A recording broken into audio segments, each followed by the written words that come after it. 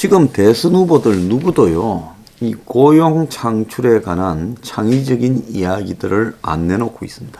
이재명이야 되면 국가 예산 뿌려서 또 문제인식에 푼돈 나눠주며 일시적인 그냥 용돈 일자리만 수만 개, 수십만 개를 양산할 수 있겠지요. 자, 그런데 뭐 윤석열이야 기업들 뜻에 따라 기업인들 참 좋아하더만요. 기업인 좋아하는 게 나쁜 거 아니죠. 그런데 그들 뜻에 따라 기업이 이 규제를 완화해주고 세금도 낮춰주고 하면 고용을 정진시킨다는 황당한 소리를 하겠죠.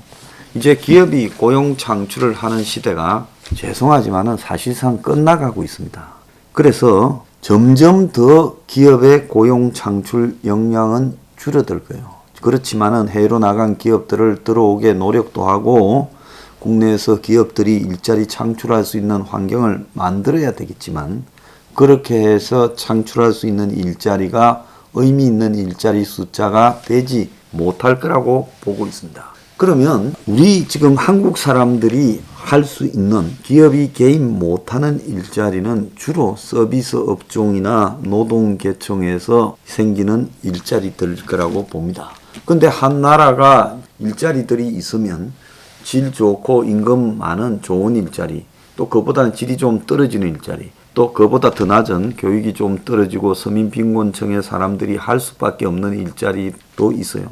세상이 어쩔 수 없는 거, 이런 계층의 차이가요. 그러면 서민이나 교육 수준이 낮은 이런 사람들이 할 수 있는 일자리라도 풍부해야 그들도 국민으로서 이 나라에 살아갈 수 있는 겁니다. 근데 그런 것이 지금 만들어질 가능성이 없는데도 대선 후보라는 것들이 창의적인 일자리를 말하지 않고 있습니다. 자, 외노자, 외국인 노동자가 한국에서 차지하고 있는 일자리가 200만 개라고 이야기가 나옵니다. 공식적으로는 뭐 한 150만 개인데 비공식적으로는 50만 명쯤 더 있어서 통상적으로 200만 개라고 하는 게 많습니다. 자, 국민소득 1인당 3만 불을 넘는 나라에서 노인들한테 줄 수 있는 일자리라는 거. 지금 노인들도요, 70, 80까지 일을 해야 되지 않습니까? 한국의 노인들이 가난하다는 것은 세계적으로 알려져서 노인 빈곤 문제가 한국이 세계 탑권이죠. 그렇다면 그들이 일을 해야 될 문제들을 다 외국인 노동자가 차지하고 있다. 이렇게 지금 답이 나오는 겁니다. 정권 바뀔 때마다 뭐 취업하는 청년들한테 지원을 해주겠다, 뭐 회사에 좀 지원해주겠다 이렇게 하지만 그렇게 한 것은 돈은 돈대로 나가지 일자리가 되지 못합니다. 그래서 뭐 온갖 말들이 난무하죠. 청년 창업, 인턴 고용, 해외 취업, 여성 일자리, 경력 단절자 지원, 공공근로 지원, 산학협동, 벤처 창업, 스타트업, 중소기업 인턴 지원, 신지식인, 4대강 사업 이명박 때 보육 지원, 창조경제, 심지어 이 정권에 들어서는 온갖 일자리들을 정부가 만들어서 숫자상으로 취업한 사람이냐 쇼를 했지만 그 액수도 얼마 되지 않고 숫자만 부풀려져서 정부의 취업률을 외견상 높은 것처럼 위장하는 데 쓰였습니다. 자, 지자체들도 또 청년 지원이라고 앞다투어서 현금까지 주고 난리죠. 자, 오늘 보면 하루 5시간 주 5일 158만 원을 준다고 서울시 꿀알바가 접수 신청을 받는다. 겨울방학 대학생 아르바이트다. 그렇게 공모가 나왔습니다. 오늘부터 접수를 받는데요. 15일까지. 그래서 서울시가 매년 여름, 겨울 서울 거주 대학생들에게 이런 모임을 하는데 3년간 모집 알바 경쟁률이 39대 1이었다는 거예요. 올해부터는 또 대학 전공에 맞는 일을 제공한다고 특화 직무 근무자라고 해서 100명을 따로 뽑고 일반직 200명을 뽑는다고 합니다. 그래서 주요 업무는 서류 정리, 홍보자료 작성, 행정보조 업무고 하루 5시간 주 5일 근무로 시급 9,160원. 그래서 원천 진수액 빼고 158만 원을 준다고 합니다. 자, 난리가 났지요. 근데 이런 거를 한다고 하는 학생에게도 이것이 그냥 잠깐의 용돈벌이만 되는 것이고 그 학생의 미래에 아무런 관련성도 없지요. 자, 그래서 정부가 일자리 대책으로 아마 노무현 정권 때부터 쓴 돈을 합치면 수백조를 썼을 거라고 봅니다. 그래도 일자리는 영원히 해결되지 않고 이런 정책들은 돈만 수백조 날리고 전부 다 허지부지 됐지요. 자, 청년뿐만 아니라 여성들도 미혼모, 이혼녀 등이 취약계층 여성들이 생활고에 시달리고 또 경력 단절 여성들도 있고 또 유흥업소 종사 여성들이 얼만지 지하 경제라서 잡히지도 않습니다. 노인 빈곤층이 OECD 최고 수준이고 그러니까 정부가 이런저런 행태로 먹여 살리는 게 연인은 수백만 명인데 그런 거를 해봤자 형편도 나아지지 않고 있다는 거예요. 그래서 조금 일하는 사람들은 차라리 아예 일 안 하고 정부에서 받아먹는 기초수급자들을 부러워하고 그래서 가면 갈수록 이 노동에서도 계급화가 화이트칼라, 블루칼라, 대기업 노동자, 중소기업 노동자, 정규직 노동자, 비정규직 노동자로 양극화가 심화되고 있어요. 자, 이 부분에서 제일 중요한 것은 우리나라 경제가 완전히 무너진 것도 아닌데 왜 이렇게 일자리가 없는가라고 봤을 때 이 문제가 지금 한국의 경제에서 하방의 고용을 창출하는 부분에 고용이 전부 외국인한테 가고 있다는 겁니다. 일자리는 부족하다고 난리인데 외국인들이 한 200만 명이 들어와서 곳곳에 박혀 있다. 매년 하도 늘었기 때문에 이 200만 명도 지금은 그것보다 더 많을 수도 있습니다. 그러니까 외국인이 200만 명이 들어와서 한국에 취업하고 산다는 것은 한국이 일자리 천국이고 일자리가 차고 넘치는데도 그런 일자리들은 외국인한테 장악이 되고 한마디로 우리 한국 사람이 갈 일자리는 없어요. 근데 쉽게 말합니다. 3D 업종이라고 어렵고 더럽고 힘들어서 그래서 안 한다. 이렇게 말합니다. 자, 우리가 외국인은 노예처럼 데려와서 허름한 일만 더러운 일만 시키고 모든 사람들이 다 펜대 굴리고 넥타이 메고 일하는 겁니까? 그런 형편이 안 된다는 건 다 알지 않습니까? 일자리는 어떤 일자리든 다 소중하고 그 사람에게는 가족의 생계가 달려있고 그 사람의 모든 것이 될 수 있어요.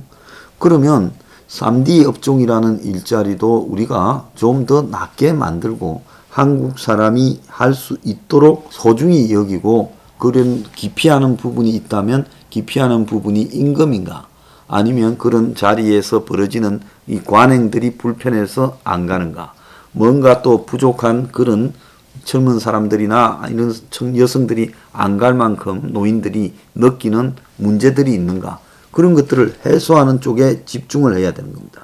우리가 일본이나 유럽에 가면 그 관광 가이드부터 청소하는 사람, 가게 점원들까지 전부요 노인들이나 젊은 사람들이 그런 거를 잘 하고 있어요. 미국에서 술집이나 식당 하는 사람한테 물어보세요. 식당 종업원을 불법 체류자나 불법 고용을 하고 있는가요? 그거는 그렇게 했을 경우에 받을 처벌이 무서워서 안 하는 겁니다. 그런데 우리는요, 이 제조업이 중에 하방으로 떨어진 질 낮은 제조업들이 그야말로 저임금 노동 위에 바탕 위에 서 있어요. 그리고 또 뭡니까? 농촌, 어촌 등에 또 요즘은 유흥업소까지 불법 체류자들의 아성이 되고 있습니다. 자, 이렇게 무한대로 필요한 만큼 불법 체류자가 공급이 되니까 점점 이제 이런 사람들이 일하는 데는 내국인들이 일하고 싶어도 못해요. 식당이나 서빙하는 그 중소기업 이런 데는 다 안 가는 겁니다. 자, 그런데 그런 공장도 기술이 필요하고 뭐 주물 공장이나 이런 데 다 단조 공장이나 필요한 데가 있죠. 그런데 한국 사람들이 안 하면서 아예 기술 이전이 그냥 끊어져 버려요. 그래서 우리나라의 외국인 중심으로 하방에 있는 제조업들이 돌아가면서 산업 경쟁력 자체도 약화되고 엉망진창이 되어버린 겁니다. 자, 그래서 저는 이 외국인 노동자들을 다 내보내야 된다고 생각합니다. 자, 우리나라 사람들도 외국인이 일하는 데 가서 일할 수 있도록 환경이나 임금 수준을 맞춰주고 또 불법적인 요소를 개선하고 모든 것을 투명하게 해가지고요. 그래서 농업이나 어업 노동자들 같은 경우는 농협이나 수협이 하는 일이 있어요. 그런 일이나 해야죠. 그들이 고용해서 파견하는 형태로 일하게 해야 된다는 겁니다. 불법 초과 고용은 이제 생각을 안 해야죠. 그거는 페이를 더 줘야 되죠. 그런 부분에 필요하다면 정부가 보조를 해줄 수도 있죠. 그래서 이 외국인 노동자들을 각 분야에서 싹 정리하면 한국 사람들이 가벼운 마음으로 외국인 노동자가 없으면 그 직종에 들어가서 일을 할 수가 있어요. 지금 현재 외국인 노동자들이나 내국인이나 임금이 비슷해졌잖아요. 그러니까 윤석열이 외국인 노동자 직문을 받고는 하는 말이 그들이 뭐 기술이나 말 이런 부분에서 경쟁력이 좀 떨어지는데 이런 관점에서 봤잖아요. 그럼 외국인 노동자를 어떤 관점에서 바라보냐? 기업인 관점에서 바라보는 거예요. 왜 외국인 노동자 문제가 해결 안 되는 줄 알아요? 경총이나 뭐 이런 정경련 같은 이런 단체에서 외국인 노동자들을 확대해야 된다고 말을 합니다. 그러니까 문가리 정권은 얼마 전에 가정부들까지 외국에서 수입하자고 떠들어대지 않았습니까? 그러니까 저는 무조건 다 내보내야 된다. 그래서 시간차를 두고 전부 다 내보내고 아예 한국에는 외국인이 노동을 할 수 없도록 만들어야 된다. 그런 다음에 외국인이 차지했던 일자리를 이제 한국인이 할 수 있도록 정부가 지원해 줘야 된다. 그런데 쓰는 돈은요, 낭비 돈이 아니에요. 임금이 낮으면 더 주고 노동 환경이 안 좋으면 노동 환경을 지원하는 돈을 주고 이렇게 해서 정부가 외국인 노동자들이 하는 200만 개의 일자리를 한국인에게 돌려야 된다. 그거 아니면 일자리 넣을 때 별로 없습니다. 그 외에 혁명 21이 주장하는 요양보호사 또 학교의 사교육을 대체할 중교사 그리고 어린이집과 유치원을 그 공공교육 어린이들 애들 그리고 뭐 장애인 돌보미들 이런 부분에서 200만 개의 일자리를 만들어야 되는데 거기에서 특히 국가적 주택 공급을 대대적으로 일으켜서 거기에 국가적으로 주택 공급을 한다고 집을 지어야 될 거 아닙니까? 제 개인적인 생각으로는 매년 한 20만 채의 국가적 주택 공급 아파트 원가 판매하는 주택을 지어야 된다고 봅니다. 지금 우리나라에 1년에 한 56만 채가 공급이 되는데 매년 한 20만 채씩 이거를 지어서 공급을 한다고 하면요. 어느 순간에 제가 봤을 때는 한국의 집값이 전체적으로 내려가면서 합리적인 수준에서 결정되고 집 문제가 해결될 수 있다고 봅니다. 그래서 매년 20만 채 이상의 아파트를 공급하면요. 그 20만 채면 크게 많은 것도 아닙니다. 자, 그렇게 하면 민간이 공급하는 아파트와 경쟁하게 되고 그 속에서 이런 문제들이 해결되어 갈 거라고 보고 있습니다. 자, 그래서 대통령 한 명이 5년 집권하면 100만 채의 집을 지을 거 아닙니까? 그러면 거기서 고용이 발생할 거 아니에요? 자, 그런 고용도 여기에 포함시켜야죠. 그런데 왜 200만 명이라는 게 나왔느냐? 자, 우리나라 예산이 올해 604조 4천억입니다. 자, 이 10%는 60조입니다. 그런데 여러분 3천만 원짜리 그러면 한 달에 250만 원입니다. 많지도 않지만 적지도 않습니다. 이 돈이면 살아갈 수 있는 많은 젊은이들도 있어요. 자, 그러면 250만 원 월 1년이면 3천만 원의 월급을 줄 수 있는데 자, 그 사람을 100만 명 고용하면 30조입니다. 그 사람을 200만 명 고용하면 60조입니다.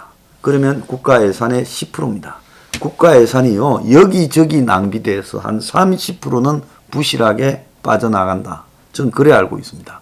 만약에 국가 예산이 최저가를 적용하고 전부 타이트하게 아끼고 그리고 빠져나가는 거 도둑질 해먹는 걸 다 빼면요 국가 예산에서 60조는 충분히 마련할 수 있습니다. 지금도 일자리 예산이 수십조 쓰고 있지 않습니까? 그래서 그렇게 쓸 게 아니라 딱 해서 국가가 200만 개씩 고용을 창출한다. 그래서 외국인 내보내고 200만 개, 국가가 창출하는 고용 200만 개. 자, 이렇게 하면 적어도 실업자는 없어지지 않겠습니까? 저는 그렇게 가야 된다고 생각합니다. 왜 이 말을 안 할까요? 전부 이해관계 때문에 여야 대선 후보라는 것들이 이 말을 안 하고 있습니다.